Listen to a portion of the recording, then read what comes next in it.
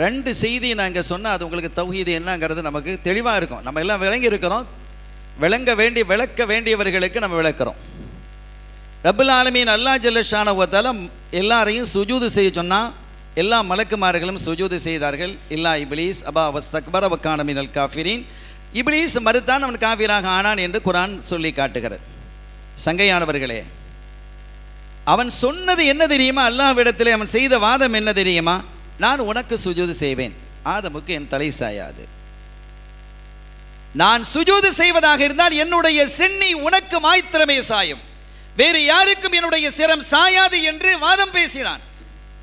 நமக்கு கேட்கறதுக்கு நல்லா இருக்கா? இல்லை, இதுதானே தௌஹீதா இருக்கணும். இது தௌஹீதுனா இதுதானே தௌஹீது. அதுதான் தௌஹீது என்று சொன்னால் இன்று தங்களை தௌஹீது வாதிகள் என்று சொல்லக்கூடியவர்கள் அந்த தௌஹீதில் தான் இருக்கிறார்கள், இப்லீஸினுடைய தௌஹீதில் இருக்கிறார்கள். சுஜூது செய்யுங்கள் என்றதும் மலக்குமார்கள் எல்லாம் சுஜூதிலே விழுந்தார்கள், அவர்களை கண்ணியப்படுத்தினார்கள்.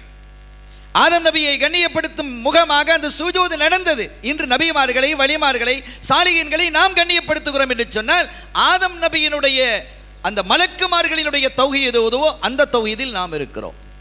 ஆக எது தௌஹீது என்பது நமக்கு தெரிகிறது. நூஹ் அலைஹிஸ்ஸலாம் அவர்களுடைய காலத்தில் வெள்ளப்பெருக்கு ஏற்பட்டு மக்களை எல்லாம் கப்பலிலே ஏற்றிக்கொண்டு கப்பல் புறப்படக்கூடிய அந்த காலகட்டத்தில் இப்லீஸ் ஓடி வருகிறான். நூஹ் அலைஹிஸ்ஸலாம் அவர்களே, அல்லாஹ்விடத்தில் என்னை மன்னிக்க சொல்லுங்கள். இவன் தௌபா செஞ்சுட்டான்னு சொன்னா உலகத்தில் எந்த பிரச்சனையும் இல்லை. இவன் செய்கிற அட்டூழியம் தானே, பாவங்கள் நடைபெறாது, குற்றங்கள் இருக்காது, ஷிர்க் இருக்காது, குஃப்ர் இருக்காது, எதுவுமே இருக்காது. இப்படிப்பட்ட ஒரு நிலை உருவாகிவிடும் என்று சந்தோஷித்த அவர்கள் அல்லாஹ்விடத்தில் பிரார்த்திக்கிறார்கள். இறைவா, இப்லீஸ் மன்னிப்பு கேட்குறான், அவன் தௌபா செய்வானா? அவனை கபூல் செஞ்சுக்கான், இஸ்திக்பார் செய்வதற்கு தயாராக இருக்கிறான் என்றெல்லாம் கேட்ட பொழுது அல்லாஹ் சொன்னான், அதுக்கு என்ன இருக்க, ஓகே பண்ணிட்டான் அல்லாஹ். அப்படி தானே? அவனோட தௌபாவை ஏற்றுக்கிடணும். சரி, நான் ஏற்றுக்கொள்கிறேன் என்று சொல்லிவிட்டு ஒரே ஒரு நிபந்தனை தான், அவனுக்கு தௌபாவே ஒரே ஒரு நிபந்தனை தான். என்ன நிபந்தனை தெரியுமா? என்ன நிபந்தனை தெரியுமா? ஆதம் நபியினுடைய கபரிலே அவனை போய் சுஜூது செய்ய சொல்லுங்கள். நீங்கள் நல்லா விளங்கிக்கிடணும், தௌஹீது எதுங்கிறது உங்களினுடைய கவனத்திற்கு நான் கொண்டு வருகிறேன்.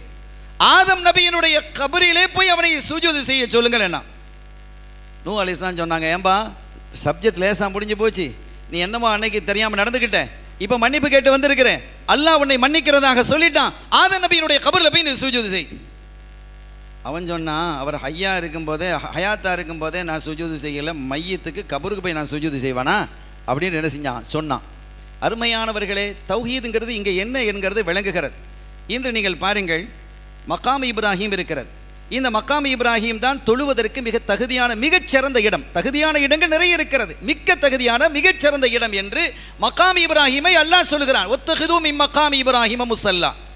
காபாவை சுற்றி எந்த பகுதிகளில் தொழுதாலும் அதற்கு லட்ச நன்மைகள் இருக்கிறது. ஆனால் மக்காம் இப்ராஹிமிலே தொழுங்கள் என்று அல்லாஹ் குறிப்பிடுகிறான். மக்காம் இப்ராஹிம் என்ன இருக்கிறது? ஒரு நபியினுடைய பாதம் பதிந்த கல், அவங்களுடைய சுவடு பதிந்த அடையாளம் பதிந்த கல் அது. அந்த பகுதியிலே தொழுவதற்கு மிக தகுதியான இடம் என்கிறான்.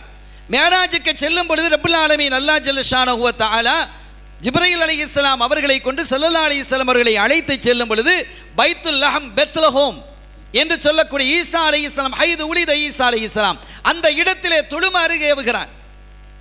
ஒரு நபி பிறந்த இடம், தொழுவதற்கு தகுதியான இடம். இப்போது அடங்கி இருக்கிறார்களே கண்மணியா முஹம்மதுர் ரசூலுல்லாஹி ஸல்லல்லாஹு அலைஹி வஸல்லம் அவர்களுடைய ரௌலா ஷரீஃப் இருக்கக்கூடிய இடத்திலே அவர்கள் தொழுதார்கள். இப்படி ஒரு நபியோடு, ஒரு ரசூலோடு, நல்லவர்களோடு தொடர்புடைய எந்த ஒன்றும் பாக்கியமானது.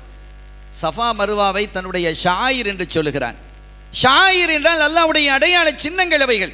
ஒரு சின்ன குன்று, அது ஒரு பெரிய பாறை என்று சொல்லலாம், மலை கூட அல்ல அது. எவ்வளவு பெரிய மலைகள் இந்த வையத்தில் இருக்கிறது. இமயத்தை சொல்லலாம், எவரெஸ்டை சொல்லலாம், இலங்கையை எடுத்துக்கொண்டால் நூரலியாவை சொல்லலாம். அழகான, பார்ப்பதற்கு அற்புதமாக இருக்கிறது. பக்கத்தில் கொடைக்கானல் இருக்கிறது, பார்த்து ரசிப்பதற்கு நீரூற்றுகள் இருக்கிறது, ஊட்டி இருக்கிறது, எவ்வளவு மலைகள் இருக்கிறது. இதையெல்லாம் விட்டு ஒரு சின்னஞ்சிறு குன்றை பார்த்து, ஒரு பெரிய பாறையை பார்த்து, அது என்னுடைய அடையாளம் என்கிறான், என்னுடைய அடையாளத்தில் உட்பட்டது என்கிறான். அங்கே என்ன இருக்கிறது? மலை தண்ணீர் இருக்கிறதா, மரங்கள் இருக்கிறதா, செடி இருக்கிறதா, புற்பூண்டுகள் இருக்கிறதா, அதில் வசிப்பதற்கு வாய்ப்பு இருக்கிறதா? எதுவும் இல்லாத ஒரு பாறை. ஹாஜர் அலைஹிஸ்ஸலாம் ஒரு நபியினுடைய மனைவி, கண்மணி நாயகம் ஸல்லல்லாஹு அலைஹி வஸல்லம் அவர்களுடைய ரூஹை சுமந்தவர்கள். அந்த நசபில வர்றாங்க. அப்படிப்பட்ட ஒரு பாக்கியமான ஒரு விலாயத்து உள்ள ஒரு பெண்மணி, அவர்களுடைய பாதம் பதிந்ததால் அதை சிறப்பாக ஆக்கி அவர்கள் செய்த தண்ணீரை தேடி ஓடி அந்த ஒன்றை இபாதத்தாக அல்லாஹ் ஆக்கினான். உம்ராவிலும் ஹஜ்ஜிலும் ஃபர்லாக அல்லாஹ் ஆக்கி வைத்திருக்கிறான். மார்க்கம் ஷரியத் ஆக்கி வைத்திருக்கிறது. எனவே எது தௌஹீத் என்று நமக்கு புரிகிறது.